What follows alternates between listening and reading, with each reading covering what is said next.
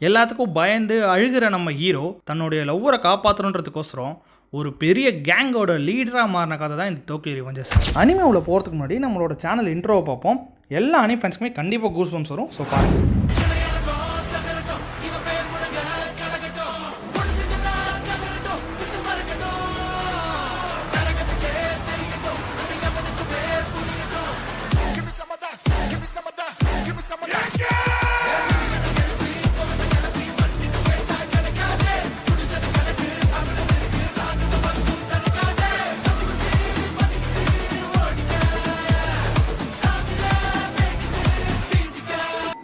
Hello guys, இந்த video நம்ம என்ன பார்க்க போகிறோம்னா டோக்கியோ ரிவெஞ்சர்ஸ்ன்ற ஒரு அனிமே தான் பார்க்க போகிறோம். அது first season and first episode பார்க்கலாம். வாங்க போகலாமா? ஸோ ஃபஸ்ட் ஷாட்டே நம்ம ஹீரோவோட ரூம் காமிக்கிறாங்க. அது வந்து ஒரு மாதிரி ரொம்ப மெஸ்ஸியாக எதுவுமே அரேஞ்ச் பண்ணுற மாதிரி இருக்குது. அதுக்கப்புறம் அவர் வந்து ஜாலியாக சாப்பிட்டுக்கிட்டே நியூஸ் பார்க்குற மாதிரி காமிக்கிறாங்க.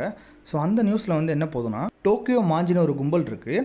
அதனால் நடந்த சண்டையில் நிறைய பேர் காயப்பட்டிருக்காங்க, ப்ளஸ் சில பேர் செத்துருக்காங்க. அவங்க செத்தவங்களோட பேர் சொல்கிறாரு அந்த நியூஸ் ரிப்போர்ட்டரு, தாச்சிபானா நவோட்டோ அண்ட் அவங்க அக்கா டாச்சிபானா ஹினாட்டா அப்படின்னு சொல்லும்போது நம்ம ஹீரோட ஃபேஸ் ரியாக்ஷன் ஃபுல்லாகவே மாறுது. என்னென்னு பார்த்தா அந்த ஹினாட்டான்றவங்க தான் நம்ம ஹீரோவோட ஸ்கூல் டைம் லவ்வர் போல். நெக்ஸ்ட் டே நம்ம ஹீரோவோட நார்மல் லைஃப்பை காமிக்கிறாங்க. அவர் அங்கே பார்த்தீங்கன்னா வேலை செய்கிற இடத்துல போய் பயங்கரமாக திட்டு வாங்கிட்டு இருக்காரு. அங்கேருந்து வெளியே வந்து பார்த்தீங்கன்னா வெளியே ஒரு சின்ன 3 பசங்க இருக்கானுங்க. அவனுங்க நம்ம ஹீரோவை கூப்பிட்டு வம்பு இழுத்துக்கிட்டு காரில் ஸ்க்ராட்ச் போட்டு விட்டு அந்த கார் ஓனர்கிட்ட நம்ம ஹீரோ திட்டு வாங்க வச்சுட்டு அவங்க ஓடிட்டு இருக்கானுங்க. அங்கேருந்து சாரி கேட்டு நெக்ஸ்ட் வீட்டுக்கு போகலான்னு சொல்லிட்டு ரயில்வே ஸ்டேஷனை வந்து ட்ரெயினுக்காக வெயிட் பண்ணிருக்கும் போது அவரோட லைஃப்பை பற்றி நினச்சி பார்ப்பாரு. என்னடா வாழ்க்கை இது, வேலை செய்கிற இடத்துல மரியாதை இல்லை, வெளியே சின்ன வாண்டுங்களாம் என் கூட வம்பு இழுத்துட்ருக்கு, நான் காதலிச்ச ஒரே ஒரு காதலையும் செத்து போயிட்டா, எங்கே தாண்டா என் வாழ்க்கை இப்படி கேவலமாக ஆகிச்சு அப்படின்னு நினச்சிக்கிட்டே இருக்கும்போது திடீர்னு பார்த்தீங்கன்னா பின்னாடியிலேருந்து அப்படியே ஷார்ட் காமிச்சிக்கிட்டே வந்து திடீர்னு ஹீரோவோட தலையில் யாரோ கையை வச்சு அப்படியே அவரை தள்ளி விடுற மாதிரி காமிக்கிறாங்க. ட்ராக் மேலே ட்ரெயின் ஹீரோவை நோக்கி ஃபாஸ்ட்டாக வந்துட்டுருக்கு. அப்போது அந்த செகண்டில் ஹீரோவுக்கு அவங்களோட பேரண்ட்ஸு ஃப்ரெண்ட்ஸ் அவங்கள பற்றிலாம் நினப்பு வரல. பட் அவரோட மைண்டுக்கு வந்த ஒரே ஒரு இமேஜ் அவங்களோட ஸ்கூல் டைமில் ஒரு தாச்சிபானா ஹினாட்டா. நெக்ஸ்ட்டு சீனே ஸ்கூல் சினேரியோவில் காமிச்சிக்கிட்டு ட்ரெயினில் ஒருத்தவன் நின்றுட்டு வர மாதிரி காமிக்கிறாங்க. அவன் ஒரு மாதிரி என்னடா இதுன்னு சொல்லிட்டு அவன் கையை பார்க்குறான். அப்புறம் கண்ணாடியில் இருக்க அவனோட ரிஃப்ளெக்ஷனை பார்த்தவனே செம்மையாக ஷாக் ஆகுறாரு. என்னன்னு பார்த்தா நம்ம ஹீரோவோட ரிஃப்ளெக்ஷன் தான் அது. பட் இன் ஸ்கூல் டைமில் அவர் எப்படி இருந்தாரோ அந்த ரிஃப்ளெக்ஷன் காமிக்குது. வெளியே இருந்து பார்த்தீங்கன்னா அவரோட ஸ்கூல் டைமில் இருந்த 4 ஃப்ரெண்ட்ஸு கூட இருந்திருப்பாங்களா, அவங்க வந்து என்னென்னா கூப்பிட்றாங்க. நெக்ஸ்ட் அவங்க 4 ஃப்ரெண்ட்ஸோட இன்ட்ரோ தந்துட்டு அதுக்கப்புறம் சரி ஓகே சாப்பிட போகலான்னு சொல்லிட்டு 4 பேர் போகிறாங்க. அப்போ போகிற வழியில் அங்கே ஒரு கண்ணாடி இருக்கும். அதை நம்ம ஹீரோ பார்த்து அப்படியே ஷாக் ஆகிறார். என்னடா இது, நான் தானா இது இப்படி இருக்கேன், ஸ்கூல் டேஸில் என்னடா இவ்வளோ காமெடியாக இருந்திருக்கேன் அப்படின்னு சொல்லிட்டு அவர் ஃபீல் பண்ணுறாரு. ஸோ இந்த ஃபீலிங் நம்மள நிறைய பேருக்கு இருக்கும். நெக்ஸ்ட்டு சாப்பிட்ற இடத்துல பார்த்தீங்கன்னா அவங்களுக்குள்ளே நிறைய பேசிக்கிறாங்க அந்த ஃப்ரெண்ட்ஸுங்க. இந்த மாதிரி நம்ம போகிறோம், அவங்கள அடிக்கிறோம், மாஸ்க் காமிக்கிறோம் அப்படின்லாம் பேசிக்கிட்டு இருக்காங்க. நம்ம ஹீரோக்கு ஒன்றும் புரியாமல் என்னென்னு கேட்கும்போது அவங்க ஃப்ரெண்ட்ஸ் வந்து இந்த மாதிரி எக்ஸ்பிளைன் பண்ணுறாங்க. இந்த மாதிரி ஷிபியா ஸ்கூலில் இருக்க செகண்ட் இயர்ஸ் வந்து நம்மளை கேவலமாக நினைக்கிறாங்க, ஸோ நம்ம அவங்க கூட சண்டை போட போகிறோம் அப்படின்றாங்க.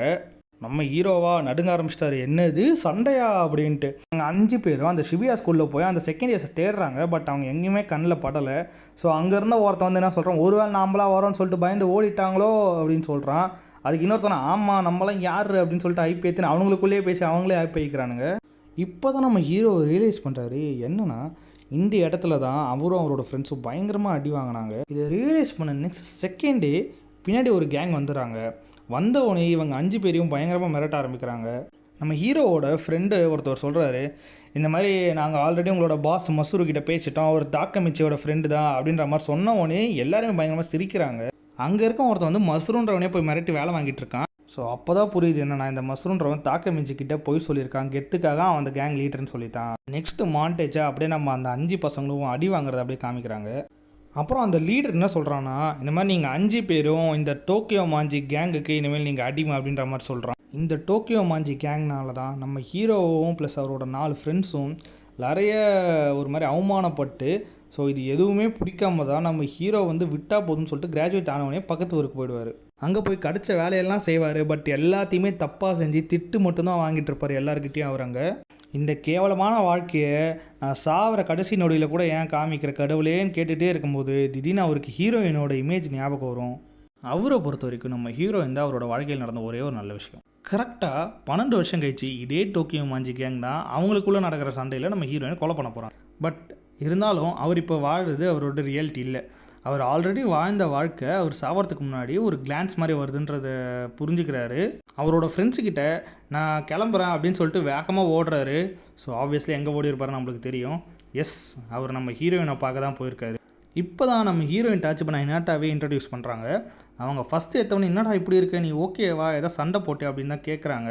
நம்ம ஹீரோக்கா வாயில் வார்த்தை வரல, கண்ணில் கண்ணீர் தான் வருது. ஏன்னா அவரோட வாழ்க்கையில் நடந்த ஒரே ஒரு நல்ல விஷயம் அப்போ தான் அவர் பார்க்குறாரு 12 வருஷம் கழிச்சு. அவரா அப்பா பார்த்தேன் போதும் அப்படின்னு சொல்லிட்டு வீட்டுக்கு போகிறேன்னு சொல்லிட்டு போகிறாரு. பட் நம்ம ஹீரோயினாக கூப்பிட்டு வச்சு உனக்கு என்னன்னாலும் சொல்லு, நான் இருக்க உனக்கு அப்படின்ற மாதிரி. ஸோ அவங்க 2 பேருக்கு நடுவில் ஒரு ரொமான்ஸை காமிக்கிறாங்க. ஸோ அங்கேருந்து நெக்ஸ்ட் அவர் வந்து என்னென்னா பக்கத்தில் இருக்க ஒரு பார்க்கில் உட்காந்து இது எல்லாத்தையும் பற்றி யோசிச்சுட்டு இருக்காரு. அங்கே வந்து பார்த்திங்கன்னா ஒரு 3 பேர் ஒரு சின்ன பையனை வந்து என்னென்னா புல்லிங் பண்ணிகிட்ருக்காங்க. இவர் ஆல்ரெடி என்னடா வாழ்க்கை நம்ம வாழ்ந்துருக்கோம் அப்படின்னு நினச்சி கடுப்பில் இருந்துகிட்டு இருக்கும்போது இவங்க இந்த புல்லிங் பண்ணுறதை பார்த்து இன்னும் கடுப்பாகி இவர் போய் அங்கே புல்லிங் பண்ணிருக்கவனை ஒருத்தவனை அடித்து படுக்க போட்டு பக்கத்தில் இந்த கிளாஸ் எடுத்து மிச்சம் 2 பேரையும் பயமூற்றி 3 பேரையும் ஓட வச்சிடுறாரு. அந்த பையன்கிட்ட இந்த மாதிரி புல்லிங் பண்ணுறவங்களாம் நீ பயந்தாதான் இன்னும் அதிகமாக பண்ணுவாங்க, ஸோ நீ பயப்படாத, தைரியமாக ஃபேஸ் பண்ண அப்படின்னு சொல்கிறாரு. அப்புறமா அந்த பையன்கிட்ட உன் பேர் என்னன்னு கேட்டால் அவன் டாச்சிபானா நாவோட்டோன்னு சொல்கிறான். நம்ம ஹீரோவா நீ டாச்சிபானாவோட தம்பியாடா நீ அப்படின்னு சொல்லிட்டு ஸோ நல்லா பேச ஆரம்பிக்கிறாங்க. அந்த பையன்கிட்ட என்ன சொல்கிறேன்னா உங்கள் அக்காவை நீ நல்லா பார்த்துக்கோ, நான் உங்கள் அக்காவை லவ் பண்ணுறேன் அப்படின்ற மாதிரி சொல்கிறாரு. உனக்கு ஒன்றுமே புரியலடா அப்படின்னு சொல்லிட்டு நம்ம ஹீரோவாக புரிஞ்சுக்கிட்டு அப்புறமா அவர் அந்த உண்மையை சொல்ல வராரு. நான் இப்போ உங்ககிட்ட சொல்ல போகிறது நம்ப முடியாத மாதிரி தான் இருக்கும், இருந்தாலும் நான் சொல்கிறேன். 2017 நான் ஒரு ரயில்வே ட்ராக் பிளாட்ஃபார்மில் வந்து செத்து போயிட்டேன். கண் மூச்சு பார்த்தா நான் ஒரு ஸ்கூல் ஸ்டூடெண்ட்டாக 12 வருஷத்துக்கு முன்னாடி எப்படி இருந்தோம் அந்த மாதிரி இந்த டைம்லைனில் வந்துட்டேன். இதை நம்ம என்னென்னு சொல்லுவோன்னு தெரியுமா உனக்கு அப்படின்னு சொல்லும்போது அந்த பையன் சொல்கிறான் டைம் ட்ராவல் அப்படின்னு சொல்கிறான். அவர் டைம் ட்ராவல் இல்லாமல் இது ஜஸ்ட் வெறும் ஒரு கனவாக கூட இருக்கலாம் அப்படின்றத புரிஞ்சுக்கிட்டு ஏதோ கடைசியாக ஒரு வாட்டி என்னை டாச்சிபானாவை பார்க்க வச்சு நன்றி கடவுளே அப்படின்னு சொல்கிறாரு. அந்த தம்பியா ஷாக்கா என்னது கடைசி முறையா அப்படின்னு கேட்குறான். அப்போ தான் நம்ம ஹீரோ சொல்கிறாரு ஜூலை 1 12 வருஷம் இன்னிலேருந்து அன்றைக்கி தான் உங்கள் அக்கா சாவ போகிறாங்க, அதே நாள் அன்றைக்கி தான் நீயும் சாவ போகிற அப்படின்றத நம்ம ஹீரோ அந்த சின்ன பையன்கிட்ட சொல்கிறாரு. ஜூலை 1 2017 இந்த டேட்டை நல்லா ஞாபகம் வச்சுக்கணும் ஆகட்டோ, நல்லா ஞாபகம் வச்சுக்கணும், அன்றைக்கி உங்கள் அக்காவை நீ தான் ப்ரொடெக்ட் பண்ணணும் அப்படின்னு சொல்கிறாரு. நான் சொன்னது எதுவும் நம்புற மாதிரி இல்லை உனக்கு அப்படின்றது புரியுதுரா தம்பி அப்படின்னு சொல்லிக்கிட்டு அப்புறம் அவரே நினைக்கிறாரு இது மட்டும் உண்மையாக இருந்துச்சுன்னா நானே அவளை காப்பாற்றணும்னு ஆசைப்பட்றேன் அப்படின்னு சொல்லிட்டு அதுக்கப்புறம் அந்த பையன்கிட்ட நான் உன்னை நம்புறேன்டா தம்பி அப்படின்னு சொல்லிக்கிட்டு ஹேண்ட் ஷேக் பண்ணிட்டு போகலான்னு சொல்லிட்டு அவர் கையை நீட்டுவார். அந்த பையனும் ஓகே நான் அவளை காப்பாற்றுறேன் அப்படின்னு சொல்லிட்டு ஹேண்ட் ஷேக் பண்ணுவாங்க. ஹேண்ட் ஷேக் பண்ண அடுத்த செகண்டே திரும்பி ஒரு டிரான்சிஷனு. இவர் வந்து என்னென்னா பெட்லேருந்து ஏஞ்சிக்கிற மாதிரி காமிக்கிறாங்க. எந்திரிச்ச உடனே நான் எங்கே இருக்கேன் அப்படின்னு கேட்கும்போது அங்கே போனவர் ஒருத்தவர் நீ ரயில்வே ஸ்டேஷனில் இருக்க ஹாஸ்பிட்டலில் இருக்க அப்படின்னு சொல்கிறாரு. நம்ம ஹீரோவா திரும்பி கேலண்டரை பார்த்தா ஜூலை 4, 2017. நம்ம ஹீரோக்கா செம ஷாக்கு, நான் அந்த ட்ரெயின் ஆக்சிடென்ட்டில் பொழைச்சு தானா, ஆனால் என் மேலே ஒரு சின்ன கீரல் கூட இல்லையே அப்படின்னு சொல்லும்போது அப்போ அங்கே இருக்கவர் இன்னொரு பையனை காமிச்சு இவர் தான்ப்பா உன்னை சேவ் பண்ணார் அப்படின்னு சொல்கிறாங்க. நம்ம ஹீரோ அவர்கிட்ட நீங்கள் யார் அப்படின்னு கேட்கும்போது அவர் நான் தான் டாச்சிபானா நாவோட்டோன்னும் அன்றைக்கி தான் நீ என்னோடய தலையத்தை மாற்றணும்னு நம்ம ஹீரோக்கிட்ட அவர் சொல்கிறாரு. நம்ம ஹீரோவா என்னது எந்த நாள், ஆனால் நீ ஆக்சுவலி இந்த டைமில் நீ தான் செத்து போயிட்டே அப்படின்னு கேட்கும்போது அதுக்கு அவர் நீ தான் டைம் ட்ராவல் பண்ணி வந்த, அதனால தான் நான் உயிரோடு இருக்கேன், ப்ளஸ் உன்னையும் காப்பாற்ற முடிஞ்சது அப்படின்னு சொல்லிட்டு நீ தான் டைம் ட்ராவல் பண்ணி இந்த ப்ரெசென்ட் எல்லாத்தையுமே சேஞ்ச் பண்ண அப்படின்னு சொல்கிறாரு நம்ம ஹீரோ கிட்ட. டைம் ட்ராவல் பண்ணி நீங்கள் அன்றைக்கி என்கிட்ட வந்து இந்த டேட்டை ஞாபகம் வச்சுக்கோ, உங்கள் அக்காவை நீ தான் காப்பாற்றணும்னு நவட்டோன்னு சொன்னீங்க.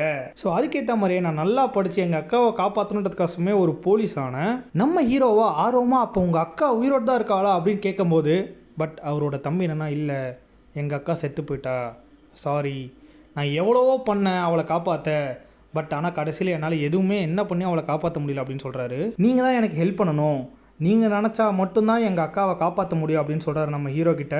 நம்ம ஹீரோவா டாச்சிபானாவா அப்போ என்னால் காப்பாற்ற முடியுமா அப்படின்ற ஒரு கொஷினோடவே இந்த எபிசோடை முடிக்கிறாங்க. ஸோ நெக்ஸ்ட் எபிசோடில் சந்திப்போம். பாய் பாய்.